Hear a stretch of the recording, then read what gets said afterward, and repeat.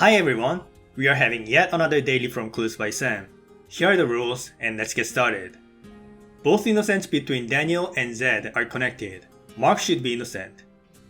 Both innocents below Brian are Isaac's neighbors. There's only one person below Brian that is not Isaac's neighbor.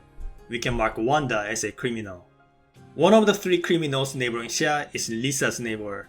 This means there's exactly one criminal among these three. Since Xia is supposed to have three criminal neighbors, we know Zed must be a criminal. Column D has more criminals than any other column. We know column B has two criminals, so column D must have three or more. Since we know there's one innocent and one criminal among these two, Daniel has to be a criminal.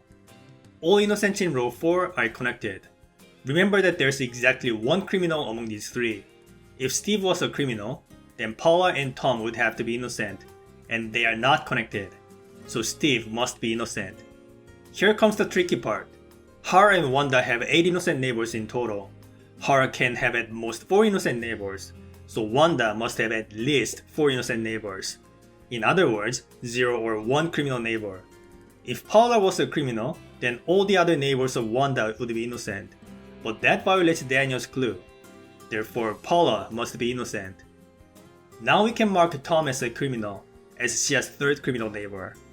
And this also makes Har innocent.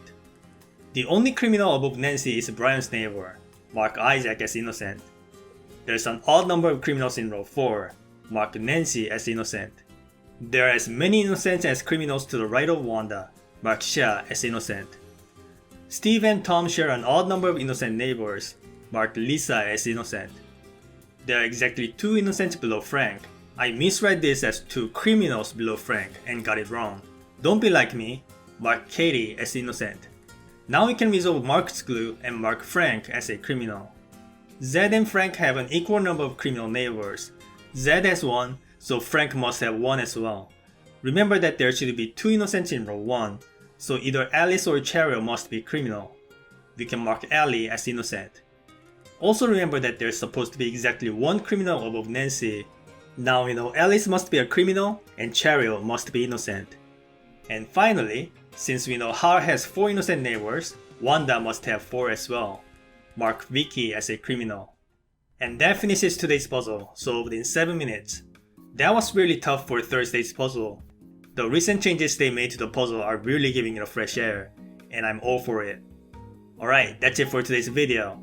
Thank you for watching.